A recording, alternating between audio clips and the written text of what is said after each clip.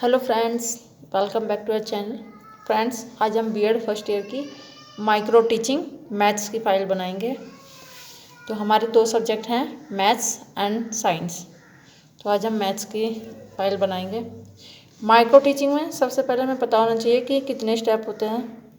Micro teaching होती क्या है? Planning, teaching, feedback, replanning, teaching, again feedback, ये सब इसके स्टेप होते हैं। और इसकी स्किल होती है हमारी 7। तो हम 7 की 7 स्किल कंप्लीट करेंगे।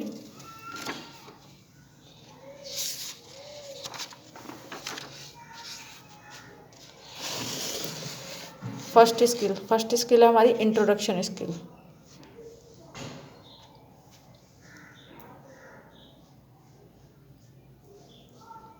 जिसे हिंदी में प्रस्तावना कौशल भी कहते हैं।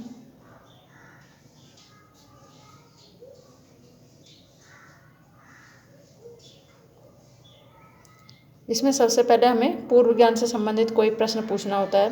जो भी टॉपिक हम क्लास में पढ़ाएंगे उससे संबंधित कोई भी ऐसा प्रश्न जिसके बारे में छात्र जानते हों, वो प्रश्न हम पूछेंगे।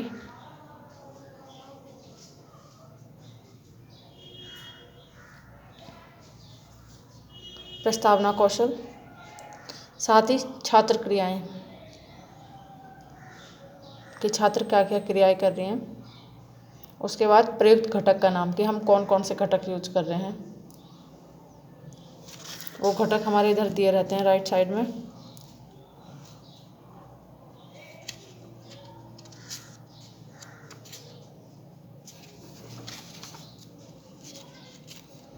सेकंड है हमारे प्रोबिंग क्वेश्चंस, खोजपूर्ण प्रश्न।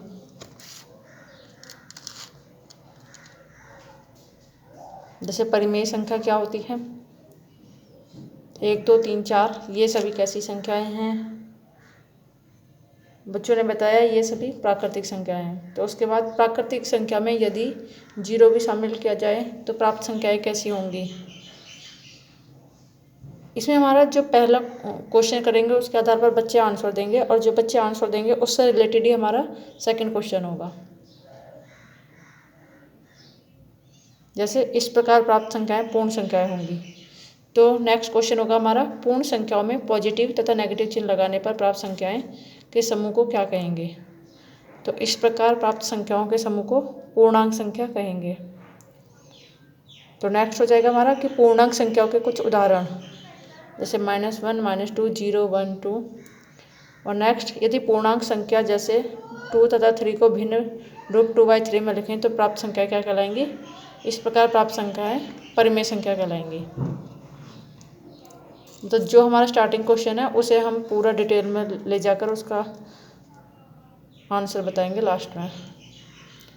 और इधर प्रयुक्त घटक का नाम, घटक हमारे इधर राइट साइड में, इनमें से जो जो हम यूज करेंगे वो लिख देंगे।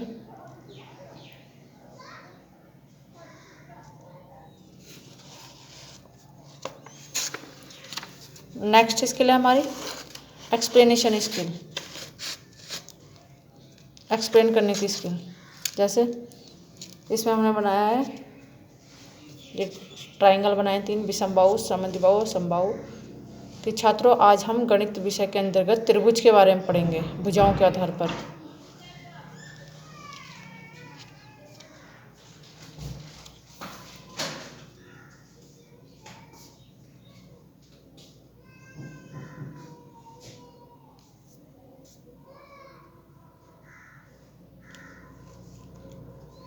छात्र एक्टिविटी, छात्र सुन रहे हैं, और इधर प्रयुक्त घटक का नाम।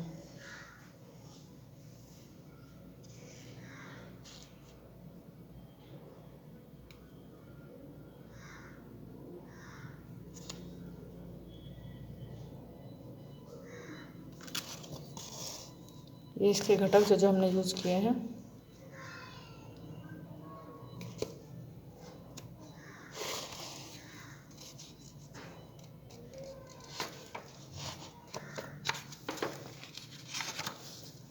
नेक्स्ट हमारी स्टिमुलस वेरिएशन यानी उद्दीपन परिवर्तन कौशल।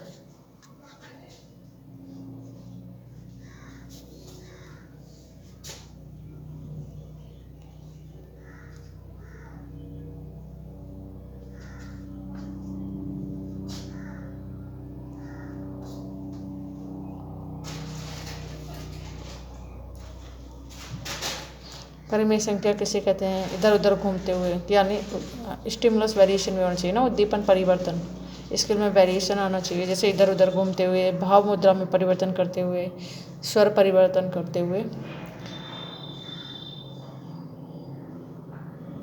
ये इसमें आ जाएंगे हमारे। और इधर छात्रों की क्रियाएं सेकंड कॉलम में। थर्ड कॉलम में प्रयुक्त घटक का नाम, जो जो घटक हम यूज करेंगे। घटक अगेन हमारे इधर है हमारे पास ये body movement, gesture, changing in speech pattern, change in interaction style,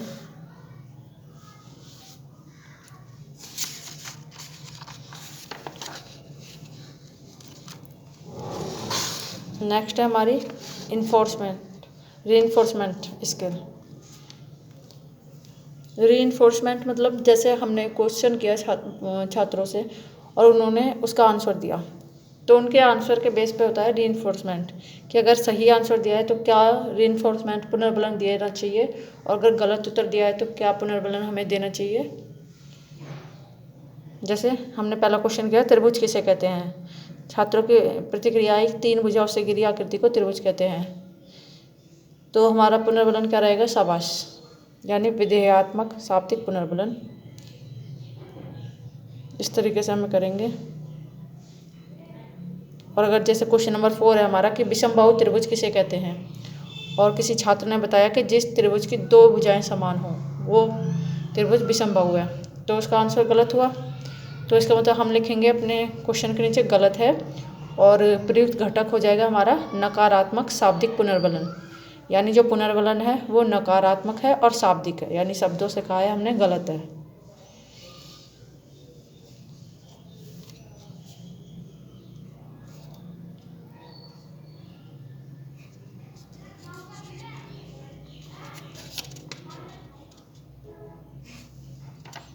next है हमारे 6 इलिस्ट्रेशन स्किल, यानी दृष्टांत कौशल। इसमें हमें कोई भी एक एग्जाम्पल देकर कोई टॉपिक बच्चों को समझाना होता है। जैसे हमें समझाना है कि माध्य क्या होता है। हमने बताया कि माध्य दी गई संख्याओं का औसत होता है, लेकिन हम उन्हें समझाएंगे कैसे, कि हमने बताया कि जो हमारी कक्षा में जितने भी छात्र उपस्थित हैं अभी, तो उन सभी की हाइट कैसी है? अलग अलग है, लेकिन हमें उनका क्या निकालना है? माध्य। तो कैसे निकालेंगे? सभी की हाइट को ऐड करेंगे और जितने स्टूडेंट हैं उस नंबर से हम उस हाइट के सम को डिवाइड कर देंगे, तो हमारा क्या हो जाएगा? माध्य निकल के आ जाएगा। या फिर सेकंड एग्जांपल कि मान लीजिए क्लास 10th की मार्कशीट दिखाकर अगर हम किसी एक छात्र के सभी सब्जेक्ट का मीन निकालना चाहें, तो मीन क्या हो जाएगा हमारा? Sum of marks of all subject, यानी सारे सब्जेक्ट्स के मार्क्स का सम, और डिवाइड कर देंगे हम उसे टोटल नंबर ऑफ सब्जेक्ट से। इस तरह से हम एग्जाम्पल दे के माध्य टॉपिक समझा सकते हैं। सेकंड कॉलम में छात्रों की क्रियाएं, थर्ड कॉलम में प्रयुक्त घटक, कौन कौन से घटक का प्रयोग करा है। जैसे साधारण उदाहरण का गठन, दृष्टांत के उचित साधन का प्रयोग, छात्रों द्वारा संप्रत्यय का अवबोध, और यूजिंग अप्रोप्रिएट मीडिया। 6 इसके बाद लास्ट स्किल है हमारी black board writing skill. Black board writing skill, श्यामपट्ट लेखन कौशल। इसमें हमें यहाँ श्यामपट्ट कार्य के नीचे इस वाले कॉलम में हमें यहाँ पे एक छोटा सा ब्लैक बोर्ड भी लगाना है। कोई ब्लैक कलर का चार्ट पेपर बना के उस पर हम ये जो लिखा है वर्ग की आकृति, उसकी भुजाओं की लंबाई, ये सब हम उस पर लिख देंगे।